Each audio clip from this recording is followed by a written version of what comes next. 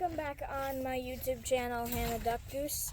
Today we are going to read Chapter 3 of the Trumpet of the Swan to the Ducks and Geese, and a special guest, the chickens. So, you may wonder why there's a bunch of cages and food and water for the ducks and geese, because I moved them in with the chickens because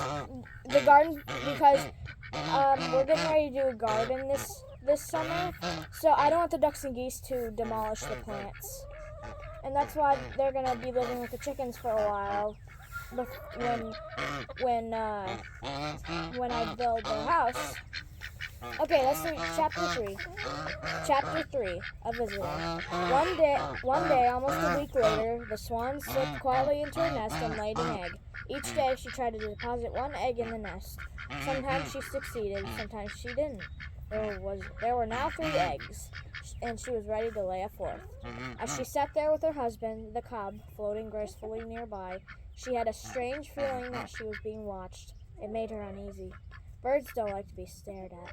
They particularly dislike being stared at when they are on a nest. So the swan twisted and turned and peered everywhere.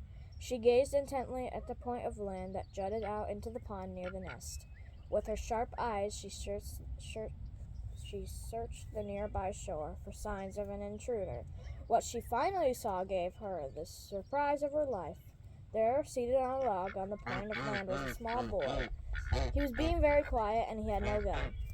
"Do you see what I see?" the swan whispered to her husband. "No, what?" "Over there, on that log. It's a boy. Now what are we going to do?" "How did a boy get here?" whispered the cob. "We are deep in the wilds of Canada. There are no human beings for miles around." "That's what I thought, too," she replied. "But if that isn't a boy over there on that log, my name isn't Cygnus Buccinator."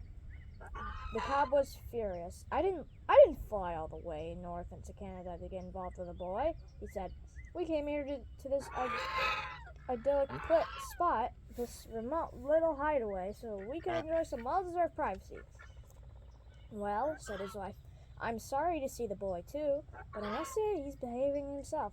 He sees us, but he's not throwing stones. He's not throwing sticks. He's not messing around. He's simply observing." I do not wish to be observed," complained the cob. "I did not travel all this immense distance into the heart of Canada to be observed. Furthermore, I don't want you to be observed, except by me. You're laying an egg. That is, I hope you are, and you are entitled to privacy. It has been my experience that all boys throw stones and sticks. It is their nature. I'm going over and strike that boy with my powerful wing, and he'll think he has been hit with a billy club. I'll knock him cold." "Now wait just a minute," said the swan. "There's no use starting a fight. This boy is not bothering me at the moment." "He's not bothering you either. But how did he get here?" said the cob, who was no longer talking in a whisper, but was beginning to shout. "How did he get here? Boys can't fly, and there are no roads in this part of Canada. We're 50 miles from the nearest highway." "Maybe he's lost," said the swan. "Maybe he's starving to death. Maybe he wants to rob the nest and eat the eggs, but I doubt it. He doesn't look hungry. Anyway, I've started this nest, and I have 3 beautiful eggs, and the boy's behaving himself at the moment. I intend to go right ahead and try for a 4th egg." "Good luck, my love," said the cob. "I shall be here at your side to defend you if anything happens. Lay the egg." In the next hour, the cob paddled slowly round and around the tiny island, keeping watch. His wife remained quietly on the nest. Sam sat on his log, hardly moving a muscle.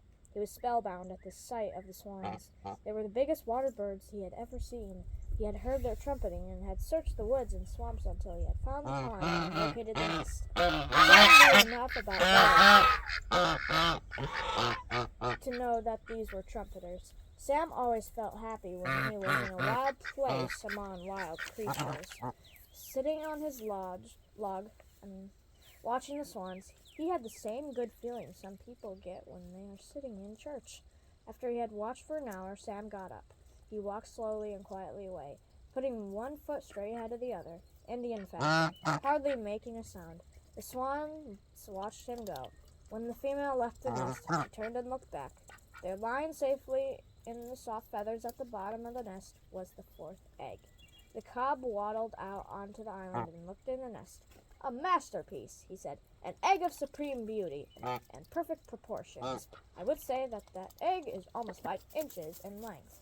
His wife was pleased. When the swan had laid 5 eggs, she felt satisfied. She gazed at them proudly. Then she settled herself on the nest to keep her eggs warm. Carefully, she reached down with her bill and poked each egg until it was in just the right spot to receive the heat from her body. The cob cruised around close by to keep her company and protect her from enemies. He knew that a fox prowled somewhere in the woods. He had heard him barking on nights when the hunting was good. Days passed, and still the swan sat quietly on the 5 eggs. Nights passed. She sat and sat, giving her warmth to the eggs. No one disturbed her. The boy was gone. Perhaps he would never come back. Inside of each egg something was happening that she couldn't see. A little swan was taking shape. As the weeks went by, the days grew longer. The nights grew shorter. When a rainy day came, the swan just sat still and let it rain.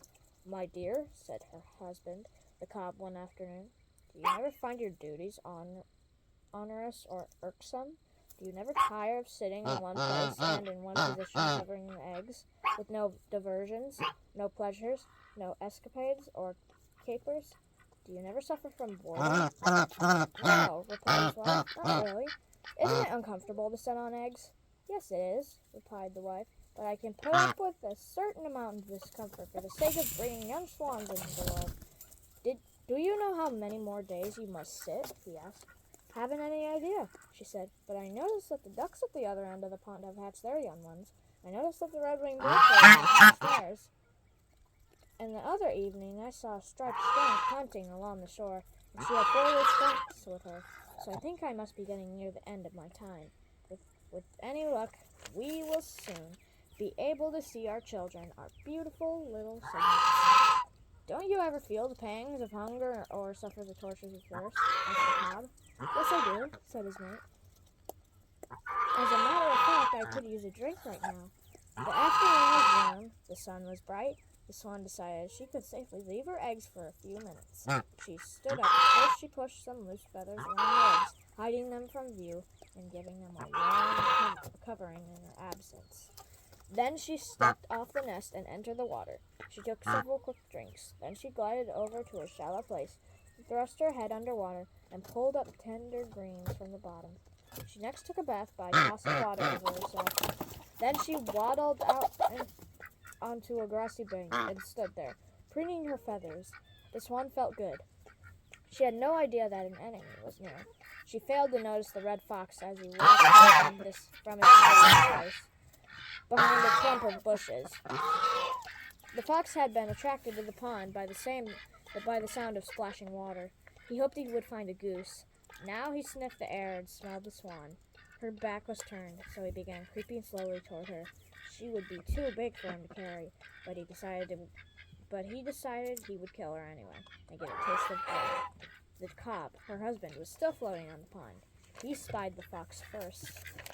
"Look out!" he trumpeted. "Look out for the fox who is creeping toward you even as I speak. His eyes bright, his bushy tail out straight, his mane lusting for blood, his belly almost touching the ground. You are in grave danger, and you must act immediately." While the cob was making this elegant speech of warning, something happened that surprised everybody. Just as the fox was about to spring and sink his teeth in the swan's neck, a stick came hurling through the air. It struck the fox full on the nose, and he turned and ran away. The 2 swans couldn't imagine what had happened. Then they noticed a movement in the bushes. Out stepped Sam Beaver, the boy who had visited them a month ago. Sam was grinning. In his hand he held another stick in case the fox should return. But the fox was in no mood to return. He had a very strong nose, and he had lost his appetite for fresh swan. "Hello," said Sam in a low voice. "Coho, coho," replied the cob. "Coho," said his wife. The pond rang with the trumpet sounds of triumph over the fox sounds of victory and gladness. Sam was thrilled at the noise of swans, which some people say is like the sound of a French horn. He walked slowly around the shore to the little point of land near the island and sat down on his log. The swans now realized, beyond any doubt, that the boy was their friend. He had saved the swan's life. He had been in the right place at the right time and with the right ammunition. The swans felt grateful.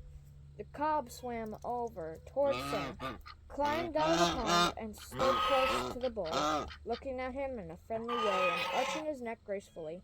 Once he ran his neck far out, cautiously, and almost touched the boy. Sam never moved a muscle. His heart thumped with excitement and joy. The female paddled back to her nest and returned to the job of warming the eggs. She felt lucky to be alive.